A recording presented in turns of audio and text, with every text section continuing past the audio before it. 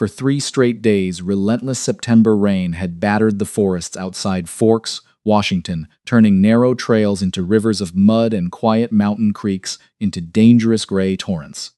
The search had just been called off. After 72 hours, the rescue teams had no choice. But for Lieutenant Commander Michael Barrett, a Navy SEAL accustomed to solving impossible problems under impossible conditions, walking away was the one thing he couldn't do. The missing person wasn't a teammate. It wasn't a mission objective. It was his father. A 70-year-old man who had vanished into the wilderness during a salmon fishing trip Michael himself had planned. Then he heard it, a faint scratching sound against the glass. Outside stood a drenched German shepherd. The dog held his gaze for several long seconds. Then it turned and looked toward the dark forest beyond the cabin. Could a stray dog really know where 72 hours of searching had failed? Or was this just a cruel trick of nature playing on a desperate man who was running out of hope? Before we begin, tell us what city you're watching from today. We'd love to know how far this story travels. Michael Carter had been home for 9 days when he decided his father needed the woods, not a hospital waiting room, not another pharmacy counter, not the quiet little house in Port Angeles where every hallway still seemed to remember Eleanor Carter's footsteps. He wanted something older than grief, something with water moving through it and cedar trees standing shoulder to shoulder beneath the rain. So he chose the Olympic Peninsula. By the time they reached Forks, September had already settled into the trees like a damp blanket. Fog hung low over the 2-lane roads, sliding between spruce trunks and mossy ditches, and the air smelled of wet bark, river stones, and the faint salt of the coast somewhere beyond the hills. Michael drove the rented pickup with one hand on the wheel, his posture straight even after the long road north, while Harold Carter sat beside him with a paper cup of gas station coffee cooling between both hands. Neither man said much. Michael was 39, a lieutenant commander in the Navy, and a SEAL who had spent most of his adult life learning how to move through danger without wasting a breath. He knew how to read terrain, clear rooms, ration sleep, and keep men alive when everything around them went wrong. Back home, people treated that as proof that he could handle anything. Harold never had. For nearly 40 years, Harold Carter had taught music at a public high school where the auditorium smelled of dust, varnish, and old stage curtains. He had tuned cheap guitars for students who could not afford better ones, repaired cracked harmonicas with a patience that bordered on prayer, and stayed after class for teenagers who claimed they only needed help with a song when what they really needed was an adult willing to listen. His hands had never carried a rifle. They had carried sheet music, coffee mugs, and the worn necks of second-hand instruments. He understood silence differently than Michael did. Eleanor had been the bridge between them. She could translate Harold's long, wandering stories into something Michael would slow down long enough to hear, and she could soften Michael's clipped phone calls into something Harold could forgive. When cancer took her 5 years earlier, the house did not simply lose a woman. It lost its language. After that, Michael did what he knew how to do. He set up automatic payments for Harold's utilities. He ordered the right medication before the old bottles ran low. He paid to replace the leaking back porch, fixed the water heater during a 3-day leave, and bought his father a safer truck after the old Ford started stalling at intersections. Every act was careful, practical, and sincere. The calls grew shorter anyway. "Eating okay?" Michael would ask. "Well enough," Harold would say. "Taking the blood pressure pills?" "Most days." "Dad, I said most days, didn't I?" Then a pause would fall between them, not angry enough to fight through and not comfortable enough to rest inside. Harold might mention a neighbor's broken lawnmower or an old student who had written from Boise, and Michael would listen while checking the time difference to wherever he had to be next. He always meant to call again sooner. He rarely did. That was why he planned the fishing trip. Salmon season gave him an excuse that did not sound like guilt, and Forks was far enough away from their ordinary lives that maybe the old patterns would loosen. He rented a small cabin outside town, near a rain-dark river, where the water curled around black stones and disappeared into heavy timber. Harold had nodded when Michael told him, neither excited nor resistant, just quiet in the way he had become since Eleanor died. On their first afternoon, Michael noticed the dog. A German shepherd stood near the edge of the cabin's gravel lot, half hidden between sword ferns and dripping salal. Its coat was dark gray and black, soaked at the shoulders, with amber eyes that watched without begging. Michael had seen strays in enough hard places to know the difference between hunger and caution. Harold noticed it too. "Looks like he knows this place better than we do," Harold said. Michael had opened the tailgate and pulled out their gear. "Probably belongs to somebody." Harold looked at the dog a moment longer. Maybe. Or maybe nobody belongs to him. The dog vanished into the trees before Michael could answer. The first 2 days passed quietly. They took a small aluminum boat onto the river at dawn, their breath fogging in the gray light while rain ticked against their hoods. Harold still knew how to handle a rod, though his wrists moved slower than Michael remembered. And when a salmon broke the surface, near a fallen cedar, the old man smiled before he seemed to catch himself doing it. Michael saw it. He did not know what to do with it. They ate dinner in the cabin at a square wooden table, scarred by years of other families' knives and coffee cups. Michael cooked canned beans, trout from a roadside market, and potatoes wrapped in foil near the stove.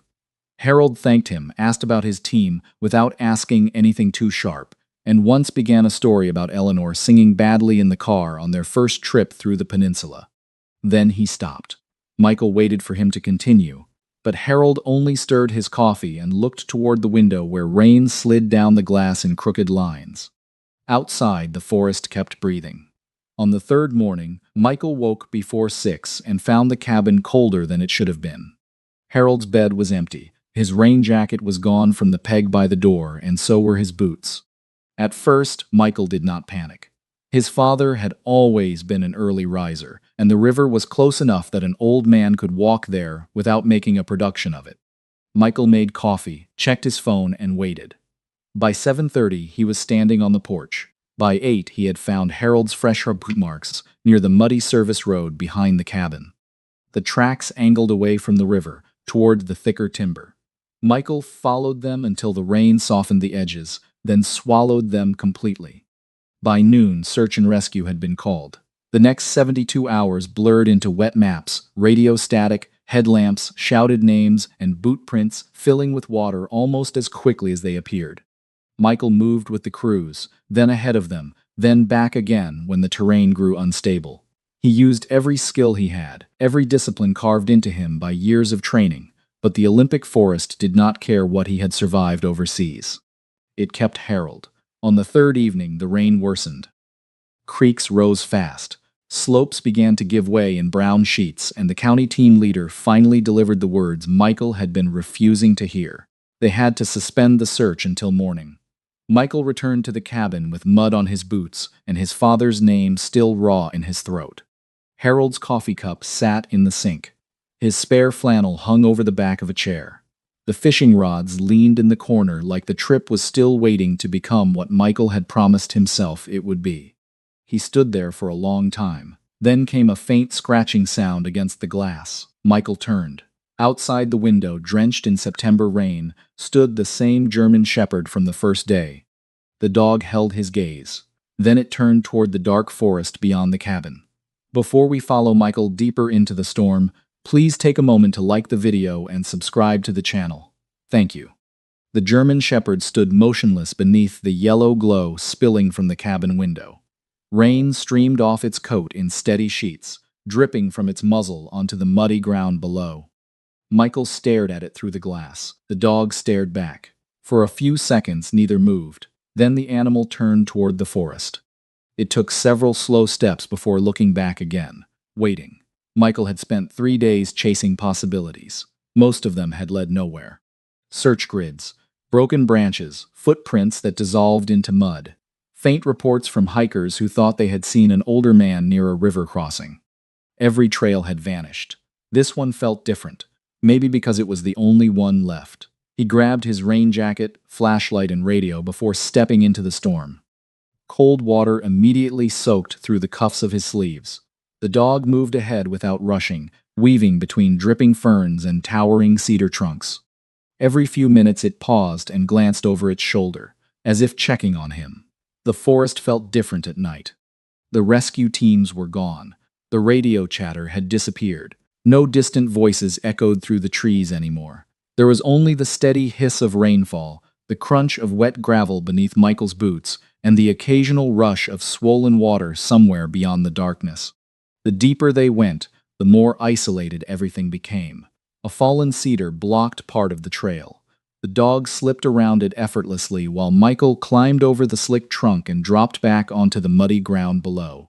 Moss hung from branches like wet curtains, and small streams crossed the path where none had existed a few days earlier. The Olympic Peninsula had a way of reclaiming things. Roads, footprints, people. Michael pushed the thought away. He had spent enough hours imagining what might have happened to Harold.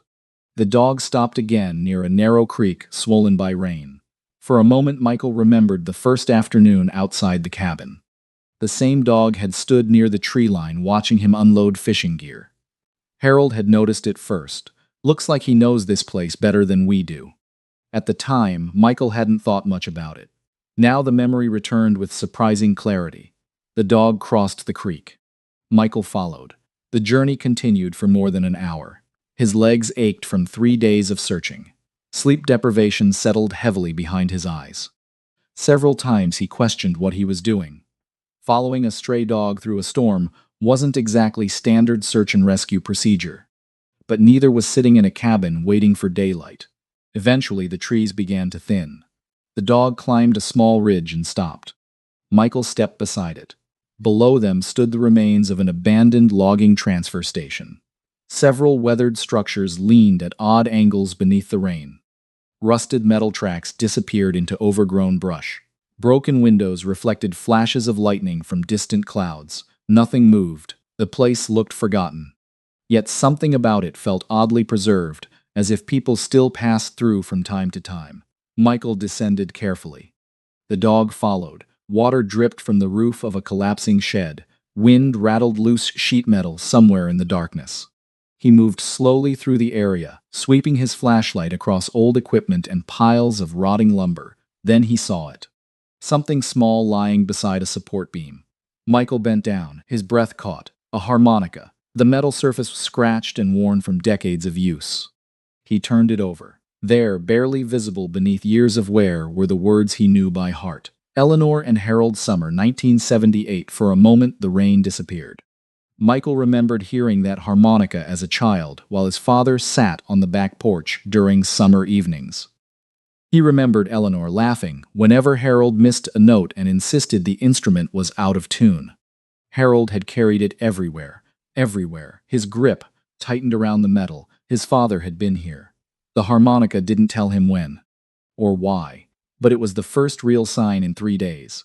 Hope returned so suddenly it almost hurt. Michael searched the area more aggressively now, moving from building to building, calling Harold's name between bursts of rain. No answer came, only silence. But the silence didn't last. A sharp beam of light suddenly cut through the darkness. Then another, then a third. Michael froze. Instinct immediately took over. Years of military training compressed into a single second. He identified positions, distances, angles, at least 5 people. Maybe more. The lights remained fixed on him, not moving, watching. A voice emerged from somewhere beyond the glare. That's far enough. Michael slowly lowered his flashlight. The dog remained beside him. Another figure stepped forward, then another. Most appeared to be in their late 50s or 60s. Rain jackets, work boots, heavy gloves. None looked frightened. They looked cautious. One man studied Michael carefully. "Who are you?" "My name is Michael Carter." No response. "My father is missing." The lights remained on him. Michael could feel the tension tightening. Nobody lowered their beam. Nobody explained why they were there. Nobody seemed interested in leaving. For several long seconds, the only sound was rainfall striking old metal roofs. Then something changed. The German shepherd suddenly trotted away from Michael, straight toward the strangers. One of the men laughed softly. Another crouched down. The dog walked directly to him and leaned against his leg, comfortably, familiar. The entire atmosphere shifted. Not completely, but enough. The people exchanged glances. One older man stepped forward and studied Michael more carefully. His eyes moved from Michael's face to the mud-covered jacket, then briefly to the military identification card clipped inside a transparent pocket near his gear. He seemed to notice something there. Exhaustion, desperation, maybe both. The man finally lowered his flashlight. The others followed. Not all the way. Just enough. What did you say your father's name was? Harold Carter. The group fell silent again. This time the silence felt different. The older man looked toward the dog before turning back to Michael. For the first time since arriving, his expression softened slightly. Come with us, Michael frowned. What do you know? The man hesitated. Rain continued falling around them. The dog returned and sat beside Michael's boot. Patient, waiting. The older man finally spoke. You're going to want to see this. Michael looked beyond the abandoned station. At first he saw nothing. Then he noticed a narrow passage hidden behind a wall of thick brush and fallen timber. It blended so naturally into the forest that he would have walked past it a dozen times without seeing it. The search had ended hours ago. But standing there in the rain, Michael suddenly realized something important. The forest wasn't finished with him yet. The hidden path narrowed almost immediately. Wet branches brushed against Michael's shoulders as he followed the group through the darkness. The German shepherd moved ahead with easy confidence, slipping between ferns and fallen logs as though it had walked this route 100 times before. Nobody spoke much. The rain softened beneath the thick canopy overhead, replaced by the distant rush of water somewhere deeper in the mountains. Flashlights bounced across moss-covered rocks and cedar trunks, revealing brief pieces of the landscape before darkness swallowed them again. After nearly 20 minutes, the terrain began to change. The forest opened. Michael stopped. Below him sat a small valley tucked between steep ridges and hidden by layers of timber. Warm lights glowed from several buildings, scattered across the clearing. Thin columns of smoke drifted upward from metal chimneys. The sound of generators mixed with the steady rhythm of tools striking metal somewhere in the distance. It didn't look abandoned. It looked lived in. The group continued downhill. Michael followed. As they entered the settlement, he noticed something unusual. Nobody was sitting around waiting to be cared for. Nobody looked forgotten. An older man was rebuilding the engine of a fishing boat beneath a covered shed. Two women worked side by side repairing wooden cabinets. Nearby, a small group surrounded an old pickup truck with its hood open while someone underneath shouted instructions. The place felt less like a refuge and more like a workshop. The German shepherd trotted through the center of it all. Several people greeted the dog by name, though Michael couldn't quite hear the words over the sound of rain striking rooftops. For the first time in 3 days, something unfamiliar crept into his chest. Hope. The man who had spoken to him at the logging station finally stopped beside a long building with a covered porch. "My name's Raymond Mercer," he said. The handshake was firm. Raymond appeared to be in his mid-60s. His gray beard was neatly trimmed, and years of physical work still showed in the broad shoulders beneath his rain jacket. Michael barely noticed. His eyes were scanning every face around him, looking, searching. Then a familiar voice drifted from somewhere behind the building. "That's not where the wrench goes." A burst of laughter followed. Michael froze. The voice came again, older, tired, but unmistakable. Harold. He rounded the corner before anyone could stop him. The scene waiting there felt strangely ordinary after 72 hours of fear. Harold sat on an overturned bucket beside a workbench, his left ankle wrapped in a bandage. Several men stood around him discussing an old motor while rain tapped softly against the roof overhead. For a moment, nobody moved. Then Harold looked up. The wrench slipped from his hand. Michael. 3 days of exhaustion, fear, frustration, and guilt crashed together inside Michael all at once. Yet neither man ran forward, neither embraced. They simply stared at each other, alive. That was enough, for now. A few minutes later, Michael learned what had happened. Raymond sat across from him inside a workshop that smelled faintly of cedar shavings and machine oil. "We found your father near a creek about 4 miles east of here." Michael listened carefully. He'd slipped on wet rock and twisted his ankle pretty badly. Couldn't put much weight on it. "You brought him here?" Raymond nodded. "We weren't about to leave him out there." Michael glanced through the window toward the work area where Harold was already talking with another mechanic. Something about the image felt oddly wrong. Not because Harold looked injured. Because he didn't. He looked comfortable. As daylight faded into evening, Michael noticed it again. Harold smiled, then smiled again. He talked to strangers as though he had known them for years. He listened to stories. He asked questions. He laughed at jokes that weren't particularly funny. The expression looked familiar, painfully familiar. Michael hadn't seen it since before Eleanor died. Dinner was served in a large communal building near the center of the valley. Long tables filled the room. People talked about engines, fishing conditions, old construction projects, grandchildren, weather forecasts, and half-finished repairs. Someone argued passionately about Ford transmissions. Someone else insisted older Chevrolet trucks were easier to work on. Harold joined every conversation. Michael mostly listened. The contrast bothered him more than he wanted to admit. Later that evening, after the dishes had been cleaned and the rain eased to a steady drizzle, Michael found himself sitting beside a fire pit with Harold. For a while neither spoke. The flames snapped softly between them. Finally, Michael asked the question that had followed him through 3 days of searching. "What were you doing out there?" Harold watched the fire. His answer came slowly, trying to find a creek. Michael frowned. "What creek?" "A place your mother and I used to camp." The firelight reflected in Harold's eyes. "We came here when we were young, before you were born, before the mortgage, before jobs and bills and all the things people spend their lives worrying about." He smiled faintly. "There was a creek nearby.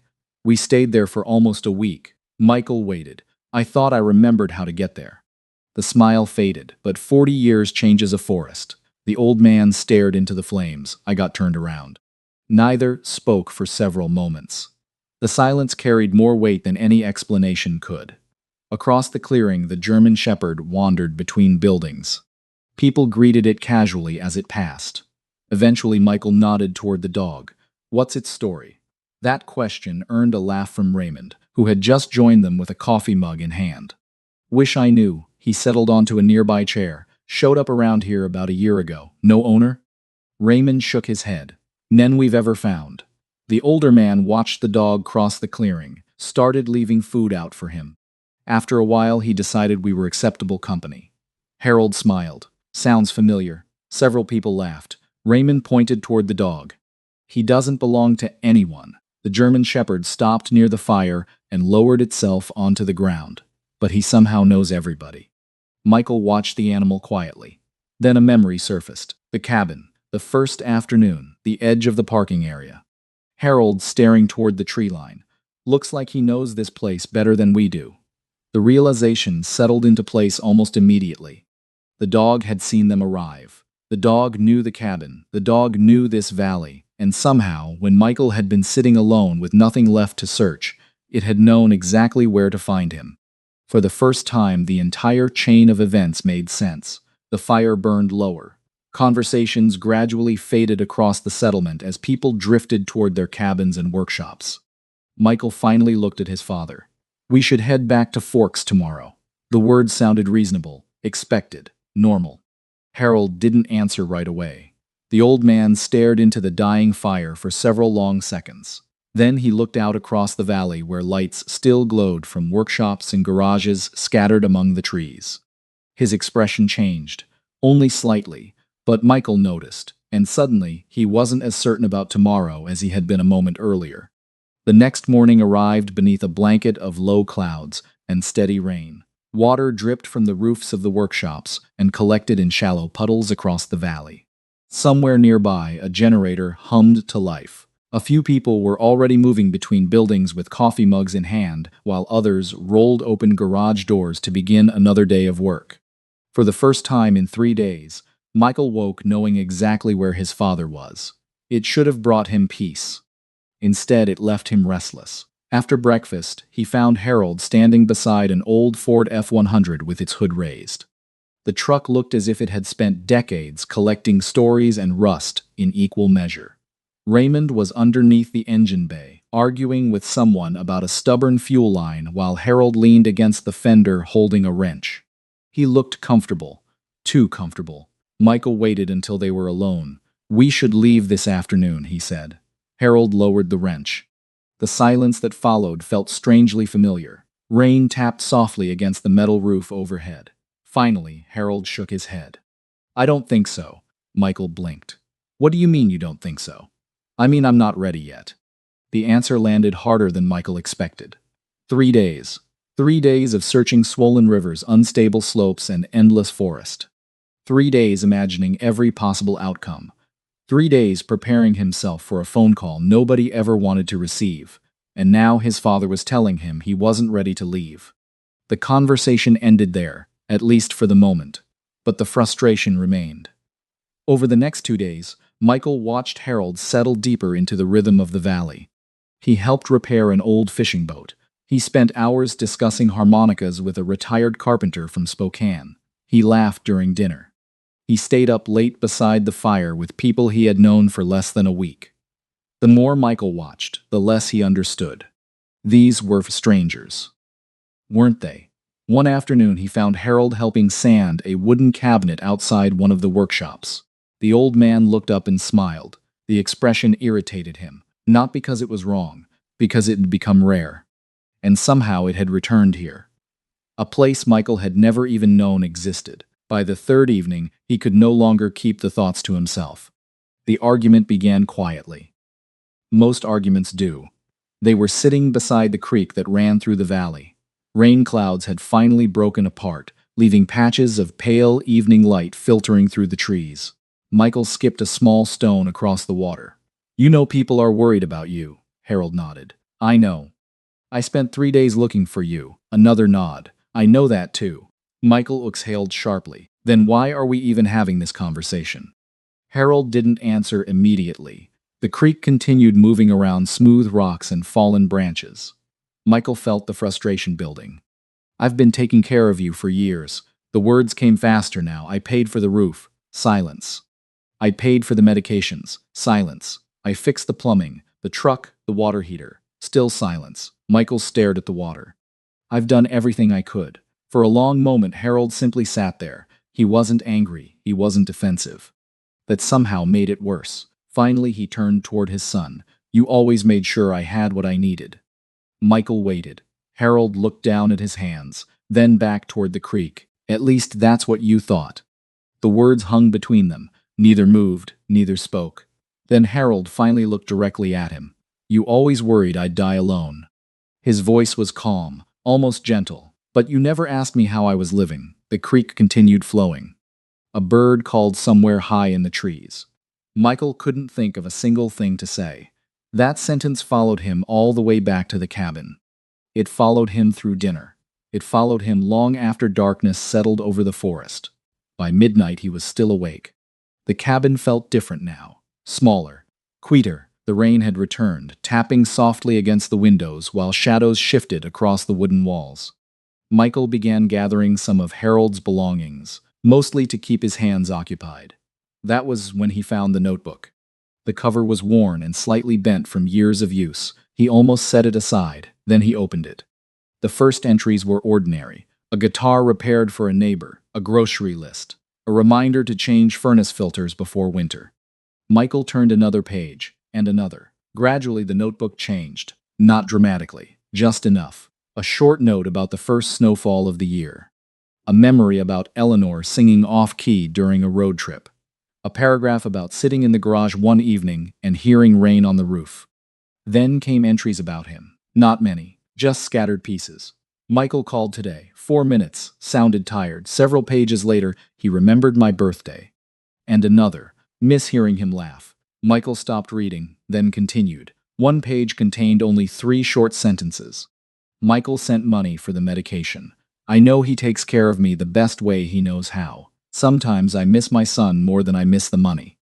The room suddenly felt very still. Outside, rainwater trickled from the gutters. Inside, Michael stared at the same page for a very long time. He thought about the flights home cut short by deployments, the missed calls, the rushed conversations, the holidays spent promising there would be more time later. He had never stopped loving his father. Not once, but somewhere along the way, responsibility had quietly replaced presence, and he had never noticed. A little before dawn, Michael picked up his phone. The search coordinator answered after 2 rings. Relief immediately filled the man's voice. Michael explained that Harold had been found and was safe. When asked for details, he paused. The window beside him showed only darkness and rain. I'll explain everything when I get back to Forks. The coordinator accepted the answer. The search officially ended. After the call, Michael remained seated beside the window. The rain continued falling. The forest remained hidden beyond the glass. For the first time in days, he wasn't thinking about where his father had gone. He was thinking about who his father had become. The night slowly gave way to morning, and with it came a different kind of decision. When Michael returned to the valley the next day, he wasn't there to convince Harold to leave. He was there to understand him. Michael returned to the valley just after sunrise. Mist drifted through the trees in thin ribbons, and the smell of wet cedar still lingered in the cool mountain air. Somewhere across the clearing, an engine coughed to life before settling into a steady rumble. A few people were already at work, carrying tools between workshops while smoke rose from chimneys into the pale morning sky.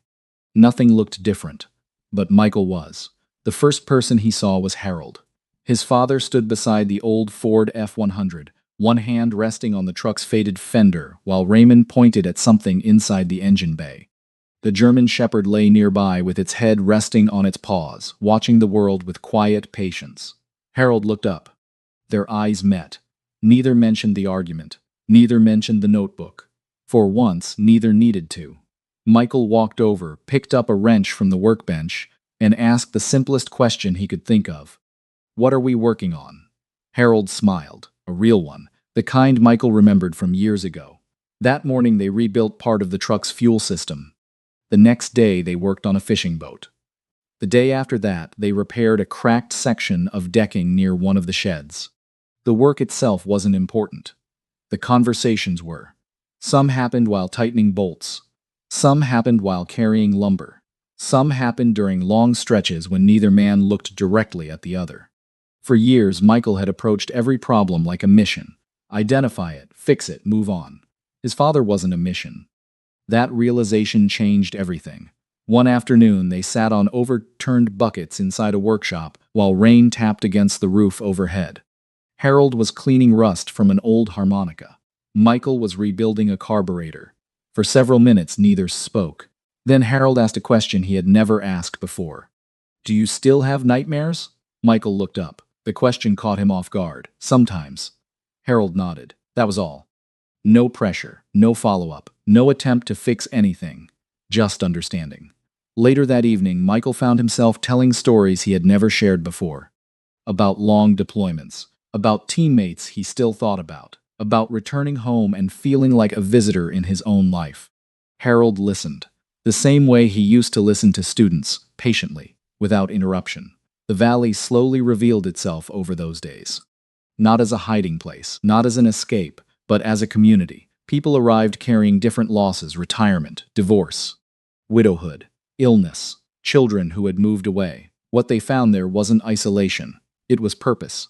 Raymond often repeated the same thing whenever newcomers asked why the place existed. "This place doesn't keep people." He would glance around the workshops as he spoke. "It reminds them they're still useful."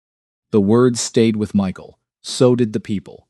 There was a retired commercial fisherman teaching boat repair, a former school secretary restoring furniture, an ex-electrician helping maintain generators.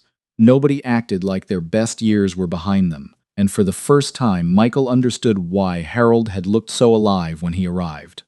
A few days later, his phone rang. The screen displayed a number he knew immediately: his unit. Michael stepped away from the workshop before answering. The conversation lasted less than 3 minutes. When it ended, he remained standing beneath the trees for a while. The leave was over. He needed to report back. The news didn't surprise him. It still felt heavy.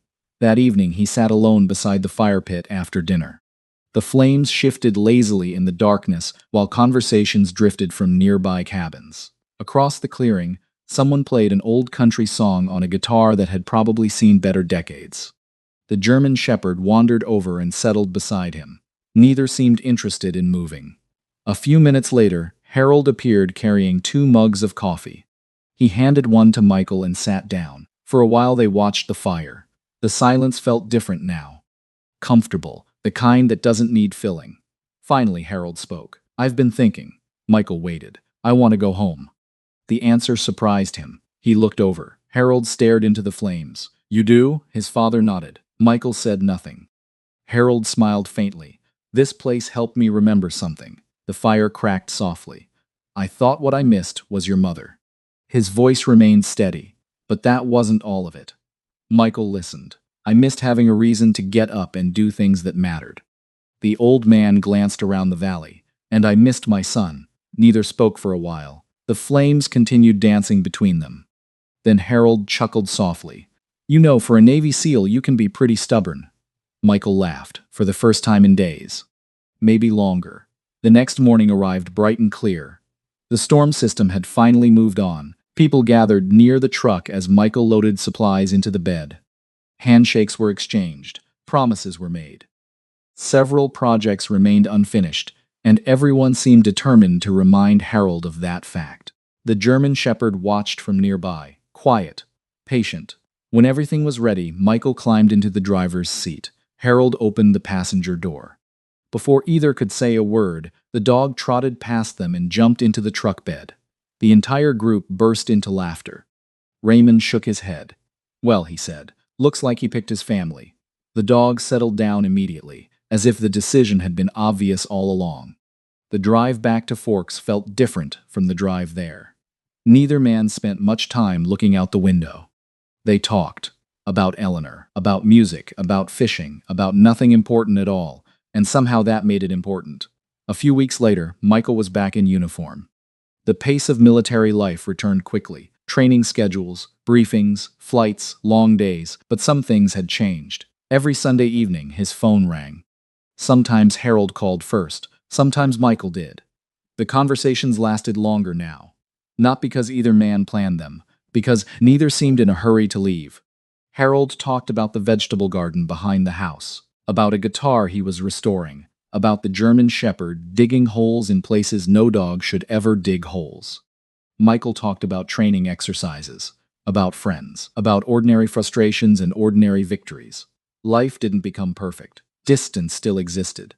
Responsibility still existed. The years they had lost didn't magically disappear, but something else disappeared instead. The silence. And for the first time in a very long time, both father and son were finally moving toward each other instead of away. You know, I don't think Harold was really searching for a creek. At least not entirely. Maybe he was searching for a piece of himself that got lost somewhere after Eleanor died. Maybe he just needed a place where people still expected something from him, besides taking his medication and staying safe. I think a lot of people understand that feeling. We all want to be cared for, but we also want to be seen. Not as a problem to solve, as a person who still matters. Before we go, I'd like to say a small prayer. Lord, thank you for the people who stay in our lives, even when we don't always know how to reach each other. Help us make that phone call, have that conversation, or spend that extra few minutes with someone we love. And for anyone feeling lonely tonight, remind them that they are not forgotten. Amen. This story is fictional, but the feelings behind it are real. Families drift apart, people grieve, and sometimes healing begins with something as simple as listening. If this story reminded you of someone, feel free to share their name, a memory, or a prayer in the comments.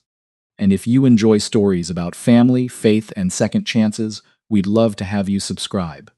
As for me, I'll probably remember that old harmonica and a son who finally stopped trying to fix everything long enough to listen.